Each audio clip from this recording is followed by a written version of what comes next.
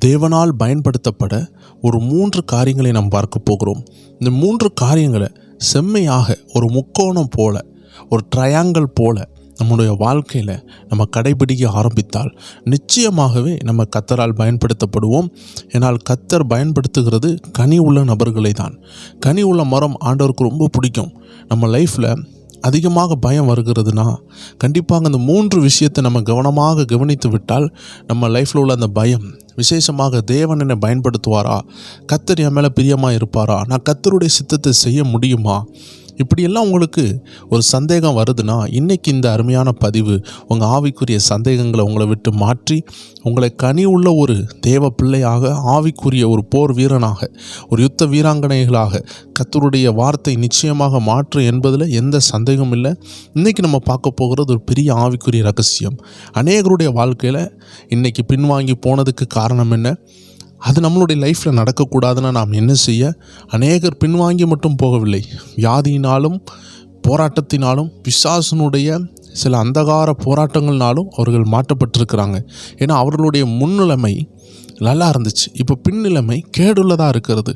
அதனால தான் வேதம் சொல்லுகிறது, பின்னிலைமை கேடுள்ளதாக மாறக்கூடாதுன்னா நம்ம சத்தியத்திற்கு கீழ்ப்படிய வேண்டிய ஒரு கட்டாயம் இருக்கிறது. ஆனால் அதை எளிமையாக இன்னும் தேவனுடைய நாமத்தை, இன்னும் தேவனுக்கு நம்ம பிரியமாய் வாழ்ந்து அவருக்கு சேவை செய்ய இந்த அருமையான பதிவு உதவி செய்யும் என்பதில் சந்தேகமே இல்லை. நீங்கள் பார்த்து கொண்டிருக்கிறது ஸ்பிரிச்சுவல் WF என்ற ஆவிக்குரிய சேனல். இந்த சேனலில் நம்ம அநேக ஆவிக்குரிய ரகசியங்களை நம்ம பார்த்து கொண்டிருக்கிறோம். இன்றைக்கி நம்ம பார்க்க போகிறது நம்ம வாழ்க்கைக்கு உதவி செய்கிற 3 அற்புதமான சுபாவங்கள், கனிகள். இந்த 3 இருந்தால் நிச்சயமாக தேவன் பயன்படுத்துவார்.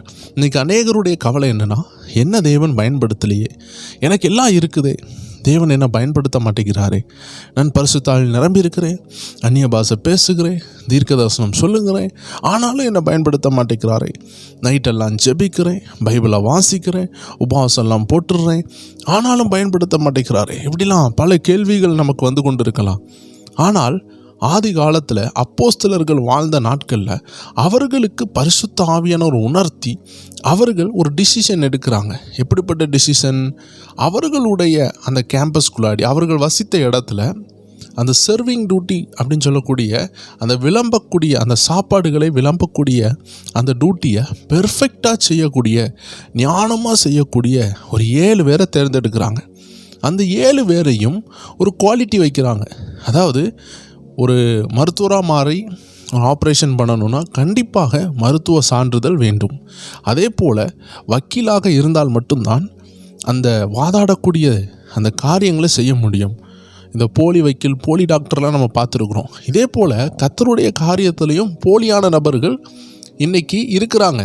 ஒருவேளை நமக்கு சத்தியம் தெரியவில்லை என்றால், உண்மையான சத்தியத்திற்குள் நாம் வரவில்லை என்றால், நாமும் போலியான ஒரு நபராய் மாற நிறைய வாய்ப்பு இருக்கிறது. அதனால்தான் இந்த சத்தியம் அழகாக சொல்லி தருகிறது. அப்போ தேவனுடைய வேலையை செய்கிறதற்கு ஒரு பெர்ஃபெக்டான குவாலிட்டி என்னென்னு அருமையான பதிவில் நம்ம பார்த்து கொண்டு இருக்கிறோம். அந்த நாட்களில் ஒரு பந்தி விசாரிப்புக்கு கூட அவர்கள் தேர்ந்தெடுத்த நபர் பார்த்திங்கன்னா, இந்த காலத்தில் நம்ம பாஸ்டர்னு சொல்லக்கூடிய அந்த நபர்கள்ட்ட இருக்கிற குவாலிட்டியை காட்டிலும் அதிகமாகவே அவங்க எதிர்பார்த்துருக்குறாங்க.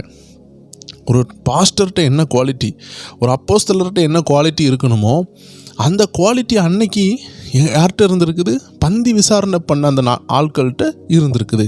அதுக்குன்னு சொல்லிட்டு அவர்கள் எல்லாரும் அதிகமான பரிசுத்தவான்களான்னு கேட்டால் அவர்களிலும் பிசாசு கிரியை செய்த நபர்கள் இருக்கிறாங்க.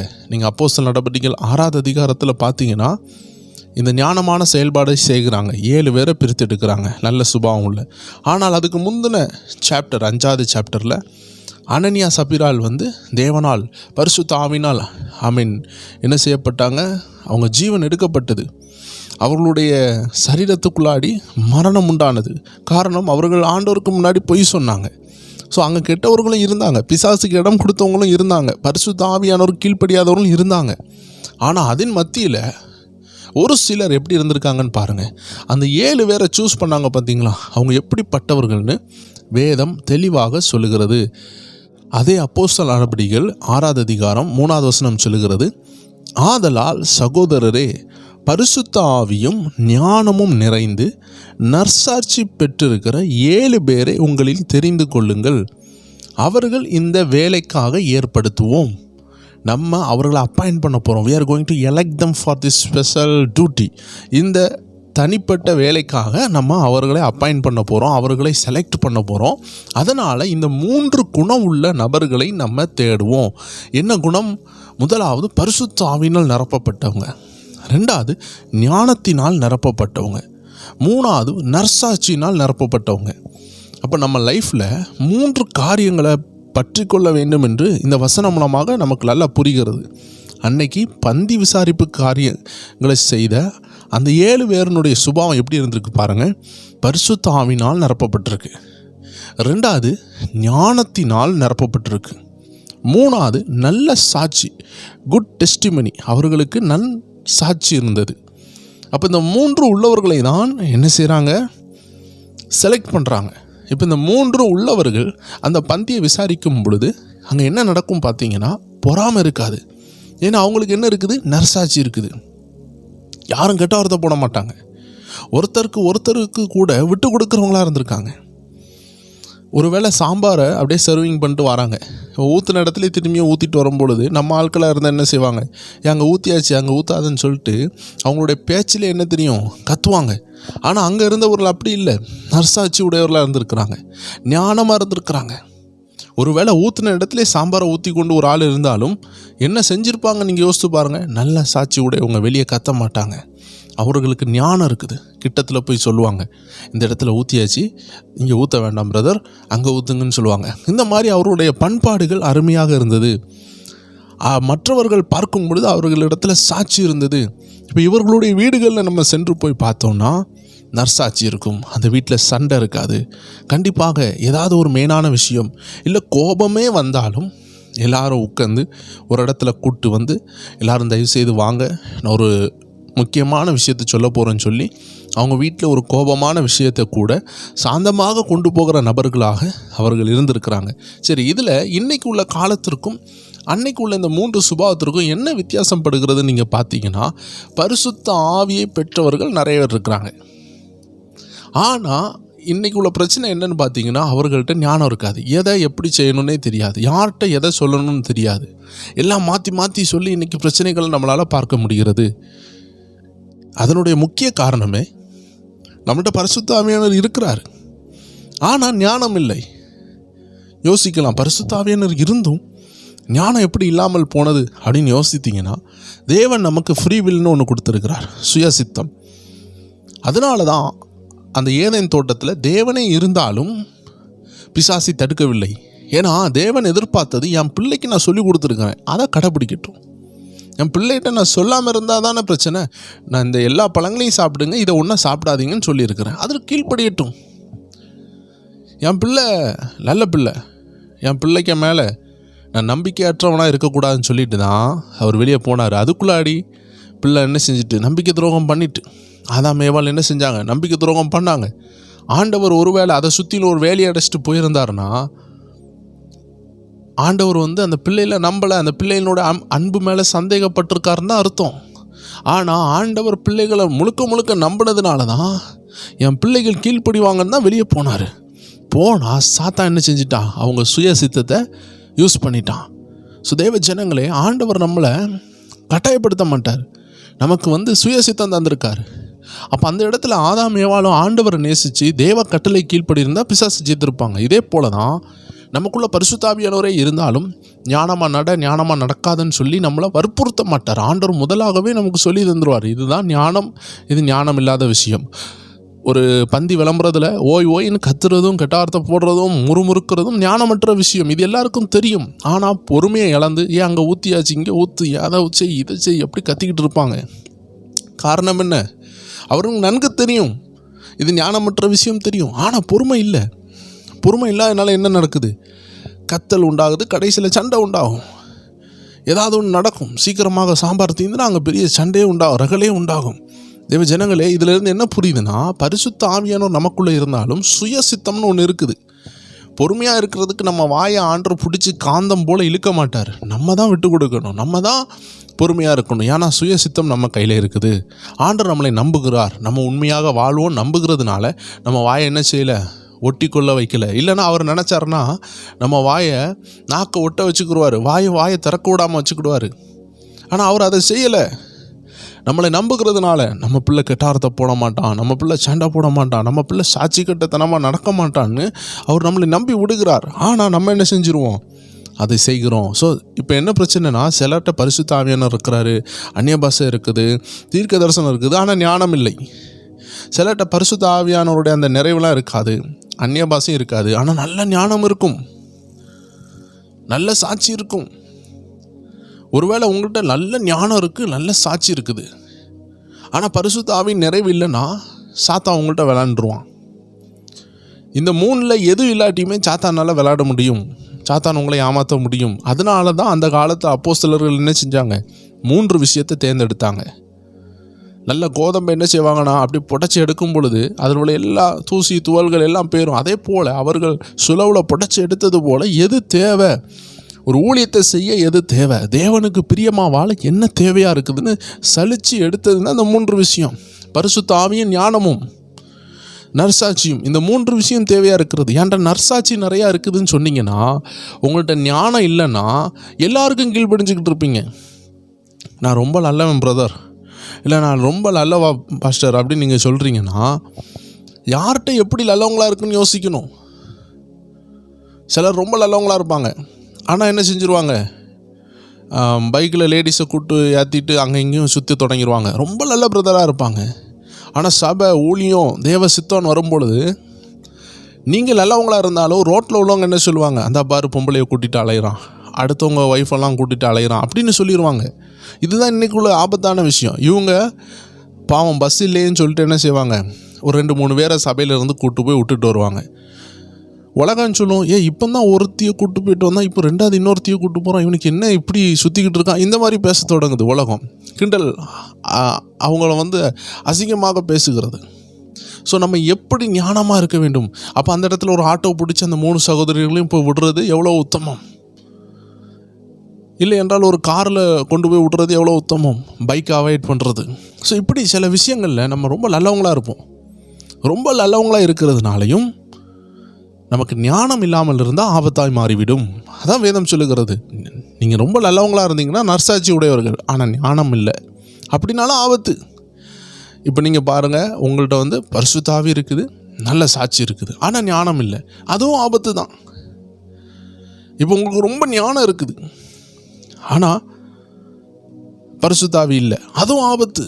இப்போ சில நேரம் பார்த்தீங்கன்னா சிலர்கிட்ட ரொம்ப ஞானமும் இருக்கும், ரொம்ப பரிசுத்த ஆவியும் இருக்கும், அந்நிய பாஷையிலையும் குறைவு இருக்காது, ஆவின் வரங்களில் குறைவு இருக்காது, தரிசனம் பார்த்துருவாங்க, வியாக்கியானம் பண்ணிடுவாங்க, பாஸ்டர் போல் பிரசங்கம் பண்ணிடுவாங்கன்னு வைங்களேன். ஆனால் நல்ல சாட்சி இருக்காது. வீட்டில் போனால் சண்டை, மனைவிட்ட போனால் போராட்டம், ஏதோ ஒரு உலக இச்சைகள், பண ஆசை எல்லாம் இருக்குது, கடவுள் சார்ந்த எல்லா விஷயம் இருக்குது, ஞானம் இருக்குது, நல்ல செய்தி கொடுக்க தெரியுது, பாட்டு பாட தெரியுது, விபிஎஸ் நடத்த தெரியுது, சண்டே கிளாஸ் எல்லாம் செய்ய தெரியுது. பட் ஆனால் நல்ல சாட்சி இல்லாமல் போயிட்டு, அதனால தான் இந்த முக்கோணத்தை நம்ம விடக்கூடாது. இப்போ யோசித்து பாருங்கள், இந்த செய்தி எவ்வளோ முக்கியமான ஒரு ஆவிக்குரிய ரகசியம் பாருங்களேன். ஒருவேளை நீங்கள் இதை ஒரு தனி அறையிலேருந்து கேட்டுக்கொண்டு இருக்கலாம், ஒரு பயணத்தில் கேட்டுக்கொண்டு இருக்கலாம், வீட்டில் இருந்து கேட்டுக்கொண்டு இருக்கலாம், தூங்குறதுக்கு முன்னாடி கேட்டுக்கொண்டு இருக்கலாம். இது உங்களுக்கும் ஆண்டவருக்குள்ள நேரம். உங்களை யாரும் பார்க்கல, கர்த்தர் மட்டும்தான் பார்த்து கொண்டு இருக்கிறார். கர்த்தர் உங்களை நேசிக்கிறதுனால தான் இந்த ரகசியத்தை சொல்லுகிறார். வேதம் சொல்லுகிறது, தகப்பன் தன் நேசிக்கிற புத்திரனை சிச்சிக்கிறாராம். நம்மள ஆண்டு இப்போ சிச்சிக்கலை, வசனத்தை சொல்லித்தாரார். நம்ம பலமுறை வசனங்களை சொல்லி சொல்லி சொல்லி கேட்காம இருக்கும் பொழுது சிச்சை வரும். ஸோ இது பேர் சிச்சை இல்லைங்க, இது பேர் வசனத்தை அறிவிக்கிறது. இது நம்ம இருதயத்தை குத்தும். நம்ம இருதயத்தை ஒரு வசனம் குத்துதுன்னா நம்ம செய்ய வேண்டியது மனம் திரும்ப வேண்டும். அப்போஸ்தலர் நடவடிக்கைகள் 2வது அதிகாரம் 37, 38, 39 பார்த்தீங்கன்னா, அவர்கள் இருதயத்தில் குத்தப்பட்டு மனம் திரும்பினார்கள். அப்போ இருதயத்தில் வசனம் குத்துதுன்னா அது மனம் திரும்ப வேண்டிய அவசியமே தவிர அது ஒரு சிச்சை கிடையாது. ஆண்டவர் நம்மளை கடிந்து கொள்ளுகிறாரே, ஆண்டவர் நம்மள்ட்ட வெறுப்பாக பேசுகிறாரே அப்படிலாம் நினைக்க வேண்டாம். இது ஆண்டவருக்கும் உங்களுக்குள்ள நேரம். இது நம்ம ஆவிக்குரிய வாழ்க்கையை சீர்திருத்துக்கிற நேரம், நம்ம யோசிக்க வேண்டிய நேரம். நல்ல ஞானம் இருக்குது, எல்லா என்சைக்ளோபீடியா ஞானம் இருக்குது, பைபிள் டிக்ஷனரி கமெண்ட்ரிஸ் ஞானம் இருக்குது, கன்கார்டன்ஸ் ஞானம் இருக்குது, வேத புஸ்தகத்தினுடைய அக்கு வேற ஆணி வேற தெரியுது, ஆனால் நல்ல சாட்சி இல்லை. இன்னொரு விஷயத்தை சொல்கிறேன் பாருங்களேன், நல்ல ஞானம் இருக்குது, ஆனால் பரிசுத்த ஆவியானவர் இல்லைன்னா நீங்கள் சொந்தமாக போதிக்க தொடங்கிறீங்க. ஒரு ஃபுல் ஃபீட்டில் ஏறுறீங்க, இல்லை ஒரு வீட்டு விசிட்டிங் போகிறீங்க, பரிசுத்த ஆவியானுடைய உதவி இல்லை, பரிசுத்த ஆவியினுடைய நடத்துதல் இல்லை. ஆனால் உங்களுக்கு நல்ல ஞானம் இருக்குது. இதுவும் ஆபத்து தான். ஏன்னா உங்கள் ஞானத்தினால ஒரு ஆத்மாவையும் ரட்சிக்க முடியாது. உங்கள் ஞானம் பரிசுத்த ஆவியானவருடைய அந்த ஒத்தாசைக்கும் பரிசுத்த ஆவியானுடைய வார்த்தைக்கும் கீழ்ப்படியில்னா, உங்கள் ஞானம் முந்தி செல்லுதுன்னா அந்த ஆத்மாவை ரட்சிக்க முடியாது, ரட்சிப்புக்குள்ளே கொண்டு வர முடியாது, சபைக்குள்ளே கொண்டு வர முடியாது. ஏன்னா ஒரு ஆத்மாவை தொடுறது பரிசுத்த ஆவியானவர். பரிசுத்த ஆவியானவர் அல்லாமல் ஒருத்தரும் இயேசுவ தேவன் என்று சொல்லவே முடியாதான். அன்றைய வார்த்தை அழகாக சொல்லுகிறது அல்லவா? ஸோ அதனால் நம்ம ஏதாவது ஒன்று மிஸ் பண்ணிக்கிட்டு இருப்போம். சிலப்போ நல்ல பரிசுத்தாவில் நிரம்பி இருப்போம், ஆனால் ஞானம் இருக்காது. சிலப்போ நல்ல நற்சாட்சி உடையவர்களாக இருப்போம், ஆனால் பரிசுத்த ஆவியினுடைய நிறைவு இருக்காது. பரிசுத்த ஆவியானவர் நிரப்புறதை விட்டு கொடுக்காமல் நம்ம என்ன செய்வோம்? பரிசுத்த ஆவியின் பலனில் நடக்காமல் நல்ல பிள்ளையாக வாழ நினைப்போம். சில நேரம் என்ன இருக்கும்? நல்ல ஞானம் இருக்கும், நற்சாட்சி இருக்கும், ஆனால் பரிசுத்த ஆவியின் நிறைவு இருக்காது. இப்படி ஏதோ ஒன்று நமக்கு குறைவுபட்டுருக்கும். வேதம் சொல்லுகிறது, இதில் எது குறைவுபட்டாலும் தேவனுக்காக பயன்படுறதுல தாமதம் உண்டாகும். ஆண்டவர் பயன்படுத்த மாட்டேன்னு சொல்ல, ஆனால் பயன்படணும்னு நினைக்கிறோம் அல்லவா? நம்ம குடும்பத்தில் நம்மளை ஆண்டவர் பயன்படுத்தணும், 4 பேர் முன்னாடி கர்த்தரை உயர்த்தணும், நான் கர்த்தருடைய பிள்ளைன்னு 4 பேர் புரியணும், நான் சாட்சியாக வாழணும்னு நினைக்கிறீங்க பார்த்தீங்களா? அந்த சாட்சியாக வாழ வேண்டிய அந்த வாழ்க்கையை சொற்ப மதியனும் நாசாக்குன்னு வேதம் சொல்லுகிறது. அதுதான் பிரசங்கி என்ன செய்கிறாரு? 10வது அதிகாரம் 1வது வசனத்தில் சொல்லுகிறார், நல்ல தைலத்தை செத்த ஈ நார பண்ணுமா. அதே போல் ஞானத்திலும் கணத்திலையும் பேர் பெற்றவங்களை சொற்ப மதியனும் அவர்களை கீழே விழுந்து போக பண்ணுகிறது. தாவீதுனுடைய லைஃப்பை பாருங்கள், நல்ல அனாயிண்டட் மேன், ஆனால் அவருடைய வாழ்க்கையில் வந்த அந்த பாவ காரியம் அவருடைய அபிஷேகத்தை நாசமாக்கினது, குடும்பத்தில் சாபத்தை உண்டாக்கினது. ஸோ சில நேரம் தேவ ஜனங்கள் என்ன செய்கிறோம்? ஞானமற்ற காரியத்தில் விழுந்துகிறோம். அதனால தான் ஆண்டு சொல்கிறாரு, நமக்கு தேவை பரிசுத்த ஆவியானவரும் அவருடைய நிறைவும் ஞானமும் நல்ல சாட்சியும். இந்த 3ஐயும் உபயோகப்படுத்துங்க தெய்வ ஜனமே. உங்கள் லைஃப் எப்படி மாறுதுன்னு பாருங்கள். நீங்கள் உங்கள் கணவருக்காக நல்லா ஜெபிச்சிருப்பீங்க, ஆனால் கணவர் வரும்பொழுது அந்த கணவர் மாறணும்னு நினச்சி நீங்கள் ஞானமாக நடக்க மாட்டீங்க. அப்போ என்ன ஆயிரும்? அவர் கோபப்பட தொடங்கிடுவார். அவர் பாருங்கள் முழுக்க உலகத்தில் இருந்து வராரு. நீங்களும் உலகத்தில் தான் இருக்கிறீங்க, ஆனால் ஒரு வேளை வீட்டுக்குள்ளே இருக்கலாம், சில வீட்டு விஷயங்களை செய்வீங்க. அவங்க உலக நண்பர்களோடு போவாங்க. நீங்கள் யோசிக்கலாம், நானும் டீச்சர் தானே, நானும் வேலைக்கு போயிட்டு வரேன், நானும் கவர்மெண்ட்டில் தானே வேலை பார்க்குறேன். தேவ ஜனங்களே, நீங்கள் ஒரு பெண்ணாக இருந்து நீங்கள் உங்கள் கணவருடைய ரட்சிப்புக்காக ஜெபிக்கிறீங்கன்னா, அவர் உலகத்தில் வேலை செஞ்சுட்டு வரார், நீங்களும் வேலை செஞ்சுட்டு வந்தாலும் வேலை செய்யாமல் வரீங்கன்னா இன்னும் கொஞ்சம் நீங்கள் அவருக்கு உதவி செய்யலாம். எப்படி? பரிசுத்த ஆவியில் நிரம்பி ஜெபிச்சது மட்டும் இல்லை, ஞானமாக நடக்கணும் அல்லவா, நற்சாட்சியை காட்டணும் அல்லவா. அதற்காக இல்லை 2 பேருமே வேலை செஞ்சுட்டு வாரீங்க. ஆனால் ஆண்கள் பாருங்கள், நிறைய தவறான ஃப்ரெண்ட்ஸ் இருப்பாங்க, அவர்கள் ஈஸியாக நாசாக்குறதுக்கு. பெண்களுக்கு இல்லையான்னு கேட்டால் இருக்கிறாங்க, ஆனால் பெண்கள் ஆல்ரெடி உஷாராகவே இருக்கிறாங்க. தான் குடும்பம் உண்டு, தான் பிள்ளைகள் உண்டு, கவனமாக இருப்பாங்க. ஆனால் அந்த ஆண்கள் பாருங்கள், இன்றைக்கி எவ்வளவோ ஆன்லைனில் உள்ள இந்த ரம்மி போன்ற பல விஷயங்கள், பணங்களை எல்லாம் அதில் இன்வெஸ்ட் பண்ண வச்சுருவாங்க. ஏன்னா நல்லதுக்காக தான் ஆண்கள் என்ன செய்வாங்க, சரி போட்டால் பணம் கொஞ்சம் கிடைக்கும், ஏதாவது செய்யலான்னு சொல்லிட்டு தான் தலையிட்டுறாங்கன்னு வைங்களேன். ஆனால் மாட்டிக்கிடுறாங்க. சில சூதாட்ட கேம்ஸ், சில குடி போதைகள், ரகசிய பாவங்கள். நண்பர்கள் ஒரு செலிப்ரேஷன் கொண்டு போகிறாங்க, ஆனால் சின்னதாக கொஞ்சம் குடின்னு சொல்லி மாட்ட வச்சுருவாங்க. ஆனால் பெண்களுக்கு இந்த நிலைமை தவிர்க்கப்படுகிறது. இப்படி ஆண்கள் நிறைய விஷயத்தில் மாட்டுறாங்க. அதனால் பெண்கள் என் கணவரை ரட்சிங்கன்னு ஜெபிக்கிறது மட்டுமல்ல, வேதம் சொல்லுகிறது உங்கள் ஞானத்தை காட்டுங்க. அவர்கள் வரும்பொழுது டென்ஷனாக இருப்பாங்க. குடும்பத்துக்குள்ளே வரும்பொழுது குடும்பம் வந்து இந்த ஏதை என்ன செய்வான்? பிசாசு நாசாக்கணும்னு நினைப்பான். இந்த உலகத்தில் அவங்க சந்தோஷமாக இருந்துட்டு வருவாங்க, ஆனால் குடும்பத்தில் வந்து சந்தோஷமாக இருக்க முடியாது. நீங்கள் நினைப்பீங்க, இந்த குடும்பத்தில் என்ன வீடு இல்லையா, நல்ல மனைவியாகிய நான் இல்லையா, நல்ல ஆகாரம் நான் கொடுக்கலையா, நான் என்ன தான் செய்யலை, என் மேலே ஏன் நேசியம் வரல, என் குடும்பத்துக்கு மேலே கணவருக்கு ஏன் அக்கறை வரலைன்னா, தெய்வ ஜனங்களே நீங்கள் கண்ணால் பார்த்து ஏமாந்து போயிடாதீங்க. குடும்பம்னு சொல்கிறது தேவனுடைய ஆசீர்வாதம். ஒரு கணவருடைய இருதயத்தை குடும்பத்தோடு ஒற்றுப்போக பிசாசு விடமாட்டான். எத்தனையோ குடும்பங்கள் இன்னைக்கு கணவர் மனைவி இணைந்து சந்தோஷமாக அவர்கள் ஒரு பாசத்தோடு இல்லை. என்னதான் மனைவி பிரியாணி செஞ்சாலும் அதில் ஒரு குறை, என்னதான் அவங்க வீடை நீட்டாக வச்சாலும் அதில் ஒரு குறை, என்னதான் அவங்க அன்பாக இருந்தாலும் அவங்க வந்து கணவர் குறை தான் சொல்கிறாங்க. தேவ ஜனங்களே, நீங்கள் இதை புரிஞ்சுக்கொள்ளணும். இது வந்து இயற்கையான ஃபைட் இல்லை, இது ஆவிக்குரிய ஃபைட்டு. அவங்க சிந்தனையை கர்த்தர் தான் தொடணும். அவங்கள தொட்டுட்டாங்கன்னு வைங்களேன், நீங்கள் சாம்பார் செஞ்சு கொடுத்தாலும், இல்லைன்னா சாம்பாரில் உப்பே போடாமல் நீங்கள் கொடுத்தாலும், நீங்கள் கஞ்சே கொடுத்தாலும் அவங்க அதை வாங்கி குடிச்சிட்டு நல்லா இருக்குதுமா அன்று ஆசீர்வதிப்பாருன்னு சொல்லக்கூடிய ஒரு நாவை கர்த்தர் உண்டாக்கிடுவார். கர்த்தரால் முடியும். இதை நாங்கள் அனுபவிக்கிறோம். ரவுடியாக இருந்த என்னுடைய தகப்பனை, குடித்து கொண்டே இருந்த என்னுடைய தகப்பனை கர்த்தர் தொட்டார். பாத்திரங்கள் பறக்கும் வீட்டில். அப்படிப்பட்ட நிலைமைகள் நான் சொல்லுகிறது 30 ஆண்டுகளுக்கு முன்னாடி எங்கள் அம்மா நடுங்குவாங்க. இட்லி சுட சுட இட்லியை சுட்டு கொடுத்தா இட்லி பிடிக்காது, தூக்கி வீசுவாரப்பா. ரசத்தை எவன்தா சாப்பிடுவான்னு சொல்லிட்டு விஷம்னு சொல்லுவார். இப்படிப்பட்ட அந்த பழைய காலங்கள் எல்லாருக்கும் உண்டு தேவஜனமே. ஆனால் அதே நாவு இன்னைக்கு குடும்பத்தில் ஒரு அபிஷேகம் உள்ள நாவா மாதிரி எல்லாருக்கும் உதவி செய்கிற ஒரு மனுஷனாக கர்த்தர் மாற்றினார். இது இந்த மனுஷனுடைய ஞானம் அல்ல, இது ஒரு சாட்சி உள்ள ஜீவியத்தினால் மாறப்பட்ட ஒரு அதிசயம். அதனால் உங்கள் மனைவி மாறணும்னு நினச்சாலும் சரி, உங்கள் கணவர் மாறணும்னு நினச்சாலும் சரி. நிறைய நினைப்பீங்க மனைவியை தாக்கி பேசுகிறாங்க. அப்படி இல்லை. நீங்கள் ஒருவேளை உங்கள் கணவருக்கு ரட்சிப்புக்காக ஜெபித்தால் நீங்கள் அப்படி பாதுகாப்பாக ஜெபிக்கிறவர்களாய் மட்டும் இல்லாமல் நல்ல சாட்சி உடையவர்களாம் ஞான உடையவர்களாக இருக்க வேண்டும் என்று வேதம் வலியுறுத்துகிறது. ஒருவேளை உங்கள் மனைவி மனம் திரும்பணும்னு நினைக்கிறீங்கன்னா நீங்கள் கவனமாக இருக்கணும். ஏன்னா நீங்கள் கவனமாக எப்படி இருப்பீங்க? வெளியெல்லாம் போனாலும் கணவர்மார் வேலைக்கெல்லாம் போயிட்டு வந்தாலும் உங்கள் மனைவிக்குள்ளாடி சில அறியாமைகள் இருக்கும்.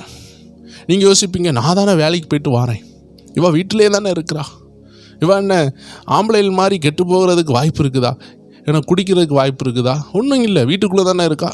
அப்படி நீங்கள் நினைக்கும் பொழுது அவங்க உங்கள் நல்ல சாட்சியை எதிர்பார்ப்பாங்க. வேலைக்கு போயிட்டு வர்றது அது நம்ம கடமை. ஆனால் நம்ம மனைவி ரட்சிக்கப்படணும்னு நம்ம நினைக்கிறோன்னா, ஜெபிக்கிறோன்னா, அதோட 2 விஷயத்தை ஆண்டு எதிர்பார்க்குறார். நல்ல சாட்சி உள்ள ஜீவியத்தை காட்டணும். நல்ல சாட்சி உள்ள ஜீவியம்னா, ஒரு வேளை நீங்கள் வேலைக்கு போயிட்டு வந்த உடனே உங்களுக்கு தலைவலியாக இருக்கலாம், உடம்பு சோர்வாக இருக்கலாம், வந்துட்டு அதை இதை செய்யின்னு சொல்லிட்டு ஒரு உலகத்தான போல் நீங்கள் இருந்தீங்கன்னா அவங்க ரட்சிக்கப்பட மாட்டாங்க. நீங்கள் சொல்லலாம், ஆண்டவர்கிட்ட சொல்லலாம், ஆண்டவரே நான் அவளுக்காக நான் உபவாசம் போட்டு ஜெபித்தேன், நான் தினமும் ஜெபிக்கிறேன். ஆனால் ஆண்டவர் சொல்லுவார், ஜெபம் பத்தாது, நல்ல சாட்சியை காட்டு, ஞானமாக வாழ்ந்து காட்டு இப்படின்னு சொல்லுவார். ஏன்னா அந்த 3 விஷயம் ஒரு தேவ பிள்ளைக்கு தேவைப்படுது. அந்த 3 விஷயம் இல்லாததுனால தான் இன்றைக்கி பல நேரம் கணவர் மனைவிக்குள்ளே சண்டை. உங்கள் கணவருக்காக ஜெபிக்காத ஒரு சூழ்நிலை உங்களுக்கு கிடையாது. எப்போவும் நீங்கள் உங்கள் கணவருக்காக ஜெபிங்க, பிள்ளைகளுக்காக ஜெபிக்கிறீங்க. ஆனால் என்ன செய்ய மாட்டேங்கிங்க? பிள்ளைகள் வந்து கோபத்தோடு பேசும்பொழுது நீங்கள் அமைதியாக இருக்க மாட்டீங்க, மாறி சண்டை போடுறீங்க. அப்போ உங்களுக்கும் அந்த ரட்சிக்கப்படாத பிள்ளைகளுக்கும் என்ன வித்தியாசம்?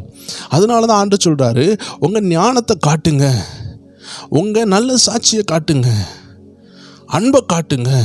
அதுக்குன்னு அடி வாங்க சொல்கிறீங்களா பாஸ்டர் அப்படின்னு நீங்கள் கேட்டிங்கன்னா, அடி வாங்க சொல்லலை. கர்த்தருக்காக ஒரு அடி நீங்கள் வாங்கினா கூட அதை 100 மடங்கு உங்களுக்கு உதவியாக திருப்பி தருவார். ஒரு பாஸ்டர் உண்டு. அந்த பாஸ்டர் அப்படியே ரோட்டில் வேகமாக கையில் கஞ்சை எடுத்துகிட்டு வேகமாக போகிறாரு. நல்ல தேவ மனுஷன். ஆனால் அவர் கையில் காசே கிடையாது. அங்கங்கே அலைஞ்சு ஊழிய செய்வார். கிடைக்கிற கொஞ்சம் காசில் கஞ்சி ரெடி பண்ணி அப்படியே ஓடி போய் ஒரு ஆளுக்கு கொடுக்குறதுக்கு போகிறார். அப்போ ஒரு மனுஷன் கேட்குறாரு, ஐயா எங்கேயா போகிறீங்க, இவ்வளோ வேகமாக போகிறீங்க? அது நான் ஒரு ஆளை பார்க்க போகிறேன். எங்கே போகிறீங்க? என் அம்மாவை பார்க்க போகிறேன். ஏயா இவ்வளோ நீங்கள் சாப்பிடக்கூட இல்லை, ஆனால் நீங்கள் சாப்பாடு எடுத்துகிட்டு அந்த அம்மாவுக்கு கொடுக்க போகிறீங்களே, நீங்கள் சாப்பிடலையான்னு கேட்டால், இல்லை எனக்கு பசியாக இருந்தாலும் பிரச்சனை இல்லை, எனக்கு கிடைச்ச இந்த கொஞ்சம் சாப்பாடை நான் கொண்டு போகணும், என் அம்மா ரொம்ப பாவம் வியாதியாக இருக்கிறாங்க, அவங்க தான் எனக்காக ஜெபிச்சாங்க, என் இளம் வயசில் பூட்ஸ் போட்டு ஷூ போட்டு அவங்க வயிற்றுலே மிதிச்சிருக்கிறேன், அவங்க எனக்காக ஜெபிப்பாங்க, என்னை காலை பிடிச்சி கெஞ்சிருக்கிறாங்க, ஐயா குடிக்காதையா. அந்த நேரம் அவர்களை உதறி விட்டு ஏற்றி தள்ளிட்டுலாம் நான் போயிருக்கிறேன், அவர்களை மிதிச்சிருக்கிறேன். இன்றைக்கி நான் அவர்களை மிதித்தாலும் இன்றைக்கி என்னை ஏசப்பா மன்னிக்கிறதுக்காக அவங்க ஜெபிச்சு இன்றைக்கி நான் ஊழியக்காரனாக இருக்கிறதுக்கு காரணம் என் தாய் தான், அவங்களுடைய அன்பு தான், அவங்களுடைய ஜெபந்தான். இன்றைக்கி அவங்க படுக்கையில் இருக்கிறாங்க. எனக்கு சாப்பாடு கிடைக்குதோ இல்லையோ என் அம்மாவுக்கு கொண்டு போய் கொடுக்கணும்னு வேகமாக ஓடுகிறார். காசு இல்லை தான், காலில் செருப்பு கூட இல்லை தான், வெயிலில் ஓடுகிறார். கிடைச்ச கொஞ்சம் அரிசிலையும் கஞ்சி வச்சு அம்மாவுக்கு கொண்டு ஓடுகிறார். இப்படி பாசம் எப்படி வந்தது? தேவ ஜனமே, நீங்கள் அன்பு காட்டினீங்கன்னா நீங்கள் அன்பு காட்டப்படுவீங்க. நீங்கள் பொறுமையாக இருந்தீங்கன்னா உங்களுக்கும் பொறுமையாக உங்களோட அன்பாக இருக்கிறதுக்கு உள்ள நாட்களை கர்த்தர் தருவார். நீங்கள் சாந்தமாக பேசுனீங்கன்னா உங்கள்கிட்டையும் சாந்தமாக பேசுவாங்க. கர்த்தர் இதை செய்வார். நம்ம செய்ய வேண்டிய கடமை அவ்வளோதான். நம்ம என்ன செய்யணும்? நம்ம கனியாய் வாழ்ந்து காட்டணும். அதனால தான் பேதுரு சொல்லுகிறார், உங்களுடைய நல்ல நடத்தையினால் உங்கள் கணவர் ஆதாயப்படுத்தி கொள்ளுங்க. இது கணவர் ஆதாயப்படுத்தி கொள்ள மட்டுமல்ல, அந்த காலத்தில் கணவரை ஆதாயப்படுத்தி கொள்றதுக்கு பேதுரு எழுதினாரே தவிர, அது கணவரை ஆதாயப்படுத்துறதுக்கு மட்டும் அன்பாக இருக்கணும் அப்படின்னு கிடையாது. ஒரு மனைவியை ஆதாயப்படுத்தி கொள்ளவும் ஒரு கணவர் அன்பாகவே இருந்தாக வேண்டும். 1 பேதுரு 3ஆம் அதிகாரம் அந்த 1ஆவது வசனம், 2ஆவது வசனம், 3ஆவது வசனம்லாம் பாருங்கள். 1ஆவது வசனத்தில் கடைசி வசனம் சொல்லுகிறது, பயத்தோடும் கூடிய உங்கள் கற்புள்ள நடக்கையினால் அவர்கள் பார்த்து பார்த்தீங்களா. 4ஆவது வசனம் சொல்லுது, அழியாத அலங்கரிப்பாக இருக்கிற சாந்தமும் அமைதலும் உள்ள ஆவியாகி இருதயத்தில் மறைந்திருக்கிற குணமே அலங்காரமாக இருக்கட்டும். வசனம் சொல்லுது, மயிரை பின்னி பொன் ஆபரணங்களை அணிந்து உயர்ந்த வஸ்திரங்களை உடுத்தி கொள்வது. இந்த புறமான அலங்கரிப்பு நமக்கு அலங்காரமாக இல்லாமல் நம்ம உள்ளத்தில் உள்ள அலங்கரிப்பு உள்ள அலங்கரிப்பு தான் இன்றைக்கி தேவையாக இருக்குது குடும்பங்களுக்கு. கல்யாணம் அன்னைக்கு நல்ல ட்ரெஸ் போட்டு இருந்தோம், ஆனால் கல்யாணத்துக்கு பிறகு அந்த பட்டு சேரியை தூக்கி பீரோவில் வச்சாச்சு, அந்த கோட் ஷூட் எடுத்து பீரோவில் வச்சாச்சு. இப்போ கல்யாணத்துக்கு பிறகு வீட்டு வஸ்திரங்கள் போட்டிருந்தாலும் கிச்சன் வஸ்திரங்கள் போட்டிருந்தாலும் நம்மளுக்குள்ளாடி அழியாத ஒரு வஸ்திரம் இருக்குது. அதை தான் வேத வசனம் சொல்லுகிறது, அமைதலுள்ள ஆவி, சாந்தமுள்ள ஆவி, இருதயத்தில் மறைந்திருக்கிற கனி. அன்புனா என்னங்க? நர்சாட்சி. அவங்கள ஞானமாக கவர்ந்து கொள்வது என்னது? ஞானம். ஜெபிக்கிறீங்க, இது என்னது? பரிசுத்த ஆவியானுடைய ஞானம். அப்போ பரிசுத்த ஆவியில் நிரம்பி ஜெபிக்கிறது மட்டும் இல்லை, ஞானமாக வாழ்ந்து காட்ட கர்த்தர் அழைக்கிறார், சாட்சியாக வாழ்ந்து காட்ட அழைக்கிறார். இந்த 3ம் உங்கள் வாழ்க்கையில் குறைவுபட்டால் பிரச்சனை தான். ஒருவேளை நீங்கள் பிள்ளைகள் அப்பா அம்மா மாறுறதுக்கு ஜெபித்து கொண்டு இருப்பீங்க. ஆனால் அப்பப்போ பிசாசு சொல்லுவான், நீ பிள்ளை தானே, நீ வாலிபன் தானே, வீட்டில் போய் ஒரு சண்டையை போடு அப்படின்னு சொல்லுவாங்க. நீ சண்டை போட்டு காட்டு, அப்போ தான் வீடு பயப்படும் அப்படின்னு சொல்லுவான். ஆனால் உங்கள் அம்மா அப்பா ரசிக்கப்படாமல் இருக்கிறாங்கன்னா நீங்கள் என்ன செய்ய வேண்டும்? சண்டை போட்டு காட்டுறதுனால அவங்க ரசிக்கப்பட போகிறது கிடையாது. நம்ம ரொம்ப அறிவாக பேசி இயேசு தான் கடவுள் சொல்கிறதுனாலே அவங்க ரசிக்கப்படுறது கிடையாது. ஏன்னா மிகுந்த ஞானத்தினாலே அவங்க ரசிக்கப்பட போகிறது கிடையாது. நமக்கு தேவை பரிசுத்த ஆவியின் ஆலோசனை, அதே நேரம் எப்போ எதை சொல்லணும் உள்ள ஞானம், அடுத்தது நல்ல சாட்சி. இந்த 3 இல்லைன்னா அவங்க ரசிக்கப்படுறது கஷ்டம். ஸோ தேவ ஜனங்களே, நம்ம கவனமாக இருக்க வேண்டிய அவசியம் உண்டு. ஒரு அருமையான ஒரு தேவ மனுஷன் ஒரு சாட்சியை கன்வென்ஷனில் பேசினார். அவங்க தங்கச்சி அந்த குடிகார பாவியாகிய அந்த மகேந்திரன் சொல்லக்கூடிய அந்த தேவ மனுஷன், இன்றைக்கி கூட மகேந்திரன் சொல்லி நீங்கள் இன்டர்நெட்டில் தேடி பாருங்கள், அந்த சாட்சியை பார்க்கலாம். அந்த தேவ மனுஷன் பாவியாக வாழ்ந்த காலத்தில் ஒரு சகோதரியினுடைய அன்பு தான், அவனுடைய சொந்த குடும்பத்தில் உள்ள ஒரு சகோதரி, அவங்க உயிரே போயிட்டு அவங்க தரையில் வலி விழுந்தே இறந்துட்டாங்க. ஆனால் இறக்குறதுக்கு முன்னாடி கூட இந்த அருமையான சகோதரனுக்கு சாட்சி சொல்லி சொல்லி சொல்லி ஒரு பைபிள் கூட ரெடியாக வச்சுருந்தாங்க. அவங்க மரித்த பிறகு கூட அந்த பைபிளை அந்த சகோதரனுக்கு கொடுத்தாங்க. அந்த சகோதரர் ரட்சிக்கப்பட்டார், இன்றைக்கி தேசமெல்லாம் ஊழியத்துக்கு செல்கிறார். ஸோ என்ன சொல்ல வருகிறேன்னா, பரிசுத்த ஆவியானவர் மட்டுமல்ல, தேவ ஜனமே இன்னைக்கு கிறிஸ்துவம் தோற்று கொண்டு இருக்கிறது காரணம் பரிசுத்த ஆவியினால் நிரம்பின தேவ பிள்ளைகளால் தான். ஏன் அப்படி சொல்கிறேன்னா, பரிசுத்த ஆவியில் நிரம்பினாலும் உங்களுக்கு கர்த்தர் சுயசித்தம் கொடுத்துருக்கிறார். நீங்கள் ஞானமாக வாழணும். பரிசுத்த ஆவியானவர் என் மேலே இருக்கிறார், அதனால் எல்லா ஞானம் தானாக வெளிப்படணும். அது வெளிப்படாது, நீங்கள் விட்டு கொடுக்கணும். உங்களுக்குள்ளே கோவம் வரும், அதே நேரம் கோவம் இல்லாமல் அமைதலாக போகலான்னு மனசு சொல்லும். இந்த 2லையும் நீங்கள் எதை சூஸ் பண்ணுறீங்க அதுதான் உங்கள் கையில் இருக்குது. பரிசுத்த ஆவியானவர் உங்கள் கூட இருக்கிறதுனால ஆண்டு சொல்லுவார், நீங்கள் இந்த விஷயத்தை அமைதியாக முடின்னு சொல்லுவார். ஆனால் உங்களுக்குள்ளே இருக்கிற அந்த மாம்சம் சொல்லும், இல்லை சண்டை போடுன்னு சொல்லும். இது 2க்கு நீங்கள் எதை விட்டு கொடுக்குறீங்களோ அதுதான் நடக்கும். அதனால் பரிசுத்த ஆவியானவர் இருக்கிறதுனால எல்லாம் பரிசுத்தமாக தானாக நடக்குமான்னு கேட்டால் நடக்காது. அவருடைய சத்தத்தை கேட்டு நம்ம நடக்க வேண்டும். அதனால தான் தேவஜனங்களே, நம்ம ஜெபம் பரிசுத்த ஆவியினால் நிரப்பப்பட்ட மனிதர்களால் இன்றைக்கி தோற்று போது நான் சொன்னது காரணம், அவர்கள் ஞானம் இல்லாமல் இருக்கிறதுனாலையும் நல்ல சாட்சி இல்லாமல் இருக்கிறதுனாலையும்.